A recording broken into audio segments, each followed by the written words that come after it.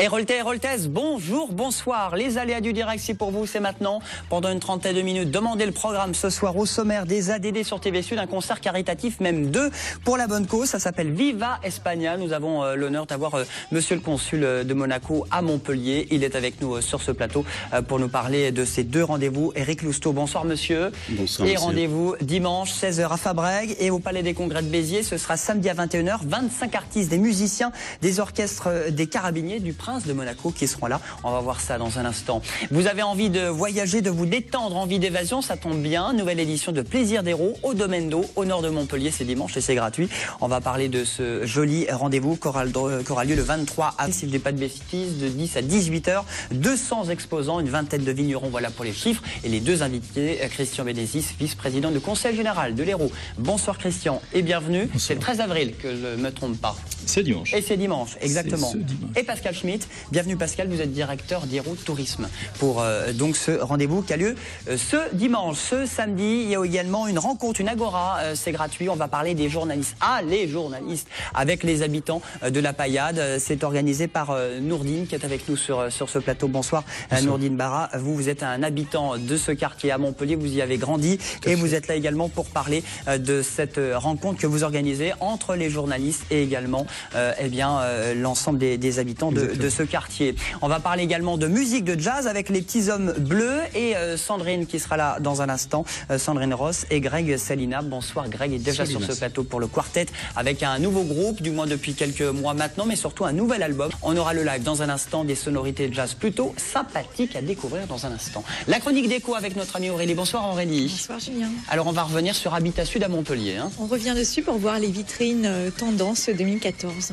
Alors à tout de suite, merci Aurélie. C'est parti pour les ADD, voilà pour le programme. Plaisir d'Hérault, donc c'est bien le 13 avril, c'est bien dimanche et c'est bien au Domaine d'Eau. C'est pas la première édition, si vous le faites, c'est parce que ça fonctionne bien, Christian Bénézis. Oui, c'est la 4e édition, Julien. Donc il y a un gros public héroltais qui a pris l'habitude de venir et qui attend avec impatience ce Plaisir d'Hérault. C'est un peu le mariage entre la culture, le tourisme et le sport et les loisirs. Et donc, quelque part, ce que nous proposons dans le beau domaine du château d'eau, le domaine d'eau, c'est un poumon vert au nord de la ville, qui est un domaine départemental. On essaie d'amener tout ce patchwork de culture, de tourisme et d'activités sportives qui peuvent être proposées aux quatre coins du département.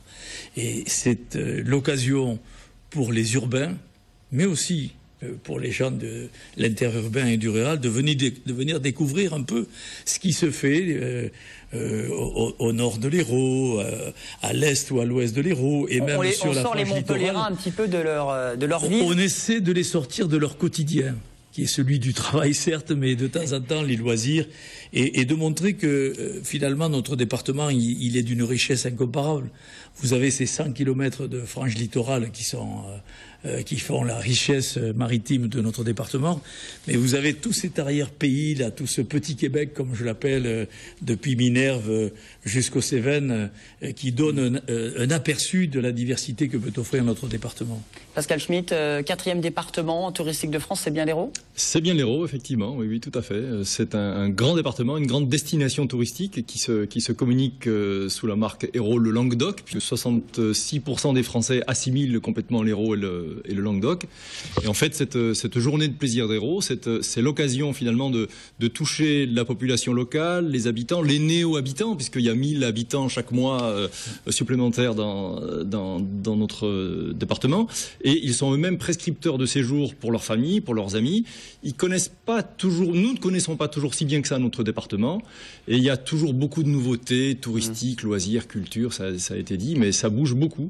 Et c'est vraiment l'occasion, je dirais, en avant-saison, de préparer sur ce domaine d'eau dimanche les sorties en famille, les balades avec des amis et la découverte du département de l'Hérault. Parce que tous les Montpelliérains ne vont pas forcément dans la petite Camargue, au cœur des Cévennes, sur l'étang de Thau, sur le Haut-Languedoc, au canal du Midi, voilà.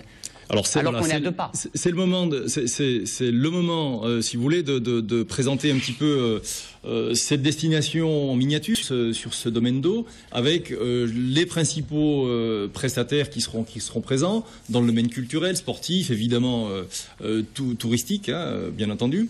Et on attend, je dirais, le public familial, sachant qu'il y a une grande fréquentation. Nous étions l'année passée à plus de 12 000 visiteurs. Et on vient il fera beau dimanche.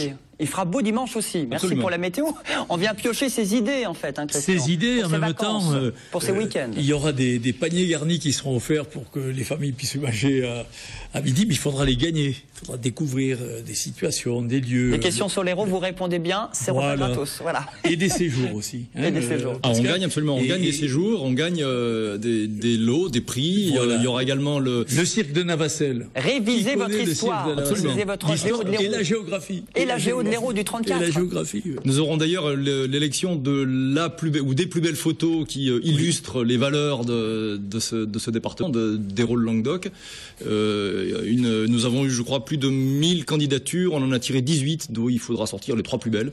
Et ça va être un jeu très très intéressant. Bon, en plus des 200 exposants, il y aura des vignerons parce qu'on va déguster avec modération. Il y a des animations, il y a du théâtre, il y a de la musique, il y a des initiations aussi à la voile, au VTT, etc. Oui, sur place. dans le bassin qui est un bassin qui date du siècle de Louis XIV, du siècle Lumière, qui a été reconstruit après quand la bourgeoisie montpelliéraine a construit sa folie au château d'eau. Mais c'est un bassin qui va nous servir justement à l'initiation du canoë, de la voile, du tambourin, qui est un des sports traditionnels. Ça va être l'effervescence au château d'eau pour donner une idée de ce qu'est notre département. Faites du tourisme et de la culture, en fait, Pascal. Voilà. Absolument, c'est ça. Et du sport. Et du sport. Parce que les sports de nature, il faut que vous sachiez que le département de l'Hérault, c'est le département pilote français pour les sports de nature. Ce qui est un paradoxe. J'étais à La Réunion justement pour leur présenter ce que nous faisions en matière de sport de nature dans le département de l'Hérault, alors que La Réunion, c'est un site majestueux pour l'ensemble des sports de nature. Eh bien, notre département est un exemple, une référence en France sur le développement des sentiers de randonnée, du canoë et du kayak sur l'Orbe ou l'Hérault.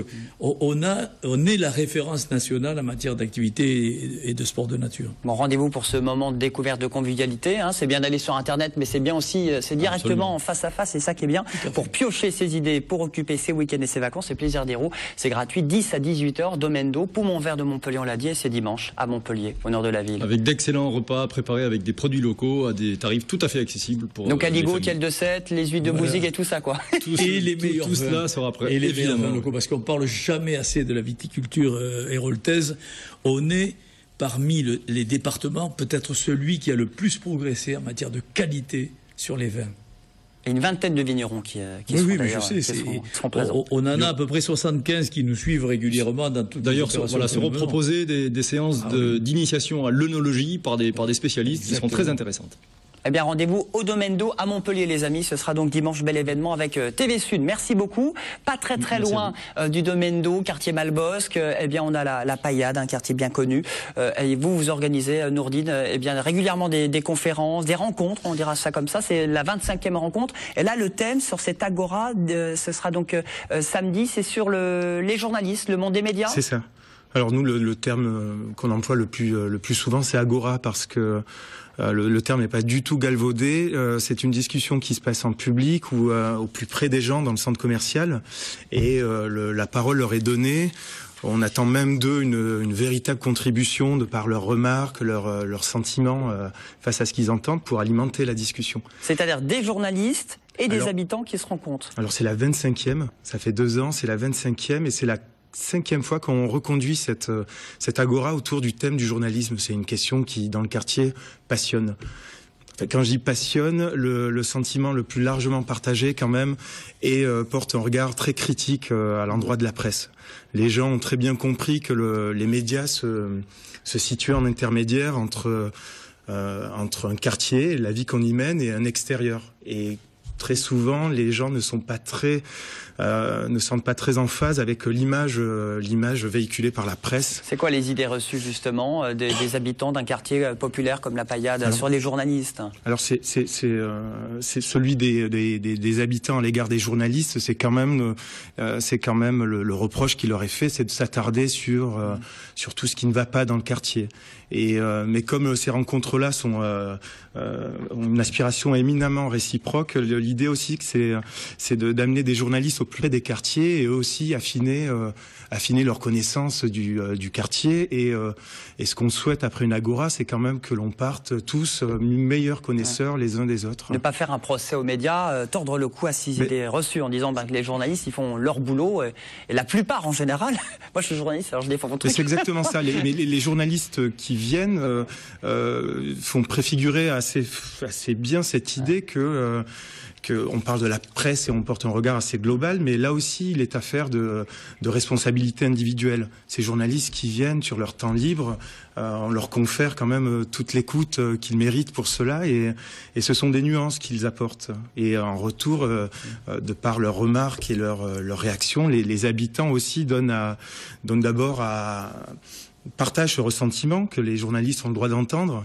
Et voilà. Et l'idée, vous avez quand même des bons retours finalement, Nourdine, sur tout ça, sur ce thème des journalistes? Ah oui, c'est vraiment une question très prégnante. Vous arrivez à les convaincre, certains qui se disent bon. En tout cas, ceux qui viennent, pour ce qui est des journalistes, ont en eux cette bonne volonté de venir et de saisir cette occasion en dehors et sans leur caméra, sans la raison d'un article, de la façon la plus détendue possible. C'est en off là, en quelque sorte. Et c'est au cœur du marché, donc c'est ça. Et c'est le contexte, je crois, le plus favorable à la rencontre. Et là, il s'agit d'une agora autour du journalisme, mais les sujets sont très divers. Il est plus volontiers question de culture. Très souvent, ce sont des auteurs qu'on invite, des directeurs de festivals. Ce qu'on adore, c'est quand même provoquer des rencontres qui autrement, c'est ce qu'on se dit, n'arriveraient pas. Cette rencontre entre journalistes et habitants, et je crois que dans le quartier, on est au cœur du cyclone. C'est bien, vous la provoquez, ce sera samedi à 10h dans les halles du centre commercial. C'est ça. Saint-Paul. Le centre commercial s'appelle Saint-Paul. C'est l'arrêt de tram Saint-Paul. Et voilà. Bon, vous y vivez, vous y avez grandi dans ce quartier, c'est ça aussi, hein. Oui, j'y ai grandi, j'y vis toujours. Vous faites du théâtre, vous avez fait beaucoup pour le quartier finalement. Vous avez fait une pièce de théâtre qui s'appelle Le Tour de Toi en écharpe. C'est ça. Qui est aussi l'adaptation de mon roman au titre éponyme. Voilà. Non, l'idée, et avec quelques copains, c'est de faire vivre ce quartier. La proposition culturelle est celle sur laquelle on s'attarde. Je crois que c'est la façon la plus douce d'approcher les habitants, sans susciter chez eux la moindre suspicion. Quand la proposition est culturelle, on a à l'avance chez eux tout un accueil qui favorable à l'intérieur de ces propositions-là, favorable à faire véhiculer des idées et des gens. Voilà. Bon, je précise, vous avez également un blog, vous avez fait bouger la ville, vous avez fait même une montgolfière au cœur de la Paillade, c'est bien. Je crois que c'est ce dont on est le plus fier, c'est cette montgolfière qui a offert ce spectacle aux mômes du quartier.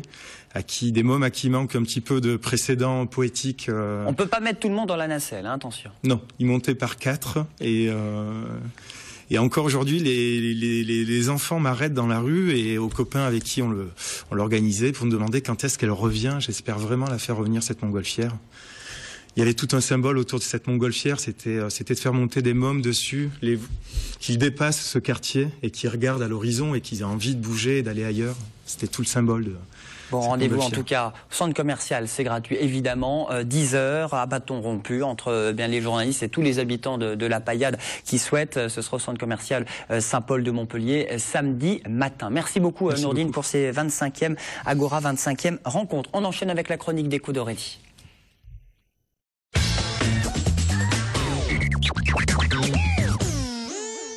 Alors Aurélie, on va revenir sur Habitat Sud, sur un petit peu ce qui s'est dit, parce que vous y étiez, vous avez décoré, vous avez scénographié un petit peu ce rendez-vous au Parc des Expos il y a quelques semaines. Oui, j'ai eu la chance effectivement de mettre en scène les vitrines Tendance 2014, que je vais vous représenter aujourd'hui, pour mettre en avant trois ambiances qui sont importantes cette année et qu'on a envie de mélanger pour l'amener chez soi et faire une décoration personnelle et agréable.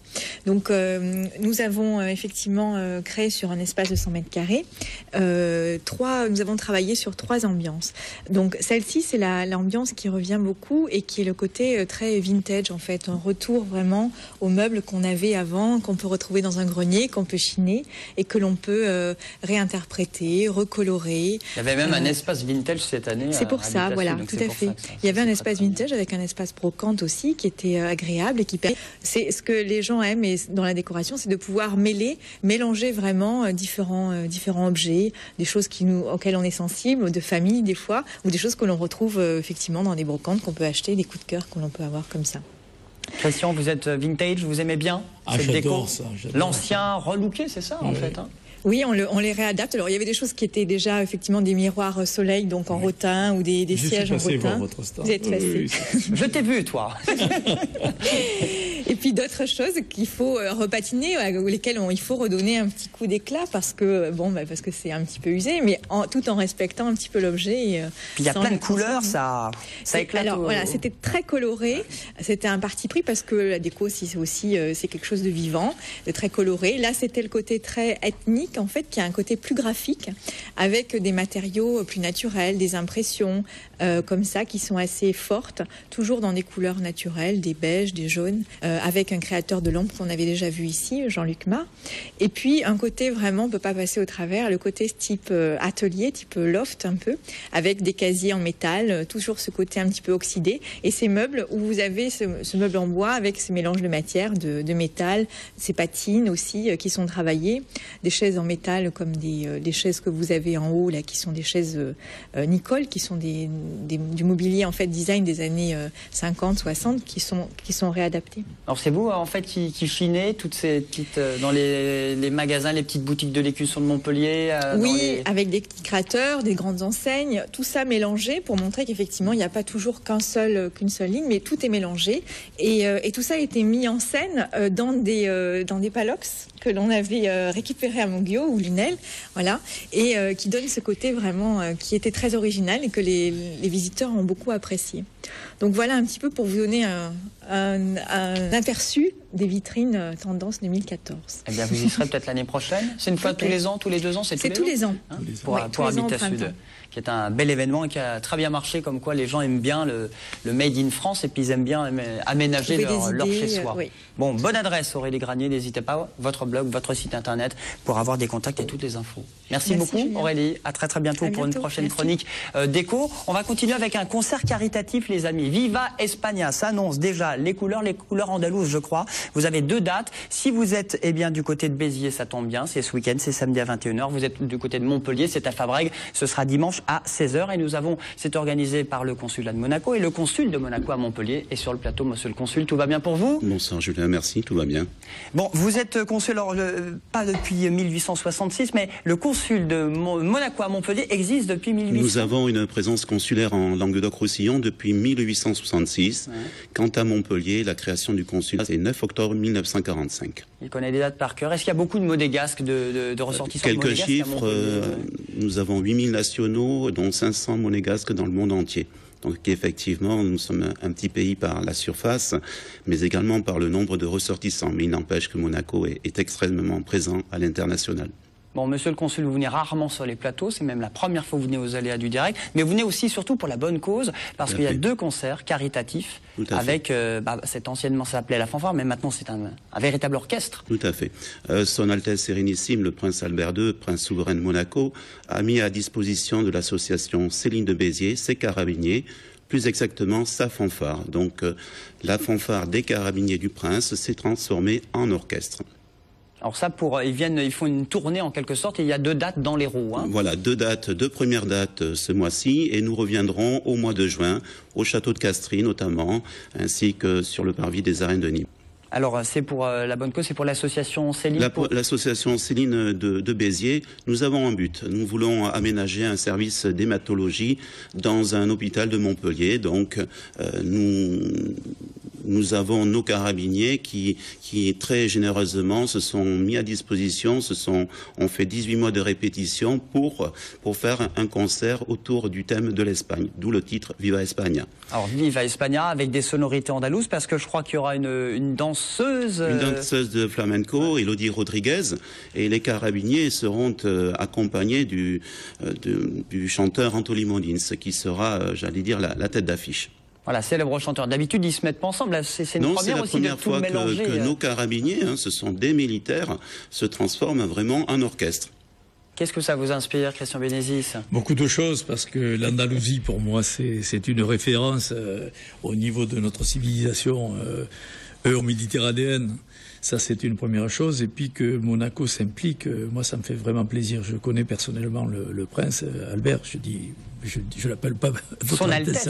Son Altesse, mais je l'ai connu, moi, à l'époque, il faisait du sport, puisque je l'avais suivi à l'époque où il préparait les Jeux Olympiques de bobsleigh. Il a été champion de bobsleigh avec notre ancien gardien de but de l'équipe de hand de Montpellier. C'est pour ça que ça avait bien pris en duo, là, ils avaient bien participé au jeu. Et donc, il est passionné de sport, mais aussi passionné de musique, le prince Albert. Est-ce qu'il sera là, d'ailleurs, son Altesse?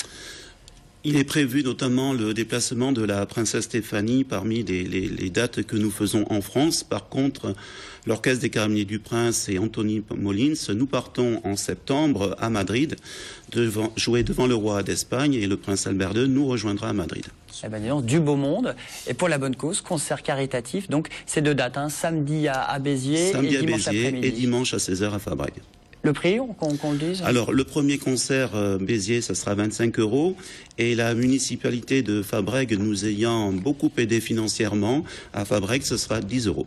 Voilà, Fabrègues a bien donné un coup de main aussi pour la bonne cause. Un très grand coup de main. Un très grand coup de main. Merci beaucoup, c'est gratuit pour les moins de 12 ans, si je ne dis pas de bêtises. Oui, avec plaisir. Donc voilà, pour ceux qui veulent venir en famille, c'est l'occasion. Merci beaucoup, monsieur le consul. Merci, Julien, merci. Vous reviendrez peut-être ces prochains mois s'il y a d'autres actualités, peut-être d'autres dates à nous donner, peut-être. Tout à fait, mois de juin.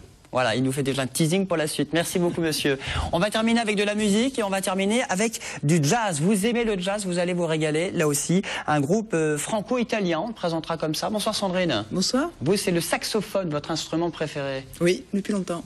Depuis longtemps. Et Greg, vous, c'est la guitare? Guitariste, voilà. Et ça donne de belles sonorités jazz et ça donne un album, Les Petits Hommes Bleus? Voilà, tout à fait. Il est là, il est tout frais, ça fait quelques jours? Eh bien, il vient de sortir jeudi dernier, en fait. Et donc, on a pu faire la présentation de ce disque avec nos amis italiens qui sont venus jouer avec nous. Ça, c'est super, parce que vous êtes un groupe, je le disais, montpelliérain, franco-italien. Européen, on peut dire même. Hein, on fait plus simple pour dire un groupe européen. Ouais, Comment s'est fait cette rencontre? Parce que vous aviez chacun un parcours individuel, Sandrine, et puis vous êtes retrouvés à 4 et à 5. Oui. On a rencontré Tonino De Sensi, qui est le bassiste qui nous a accompagnés. On l'avait fait venir l'année dernière. On a partagé quelques scènes avec lui ici dans la région. Et on a réussi à organiser quelques concerts. Suite à ces concerts qui se sont extrêmement bien passés entre nous et auprès du public, on a décidé de finaliser ce projet autour d'un album. Et nous sommes allés, sur l'invitation de Tonino De Sensi, nous sommes allés à Milan enregistrer cet album. Voilà. Et Greg Solinas, Sandrine Ross, ça donne ça, extrait, musique.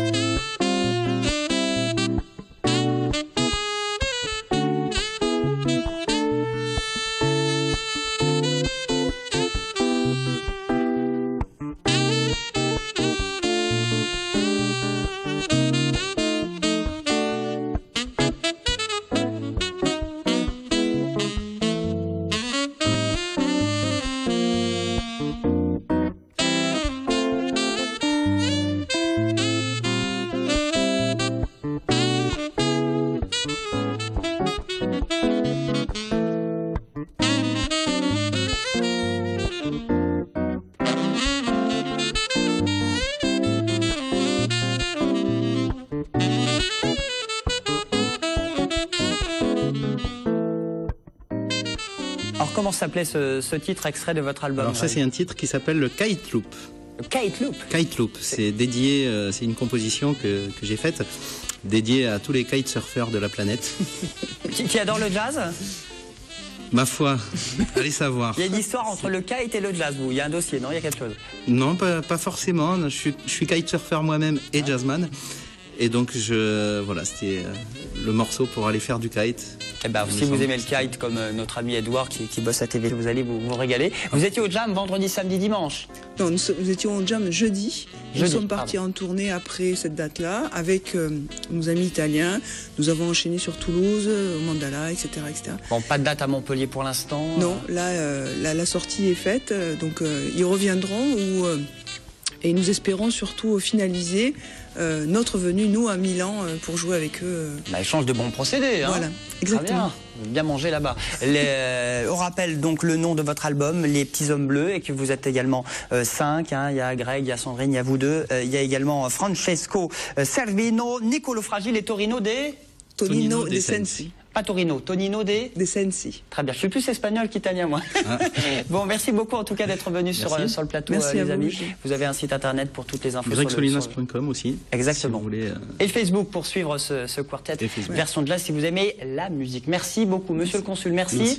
Héros plaisir, hein, les amis. Rendez-vous dimanche, c'est gratuit, Domendo à Montpellier. Et Nourdine, rendez-vous dans les halles du centre commercial Saint-Paul à Montpellier. Ce sera dimanche matin, samedi à 10h. Je vous embrasse, je vous dis à demain. Vive la vie, bisous à vous, à demain.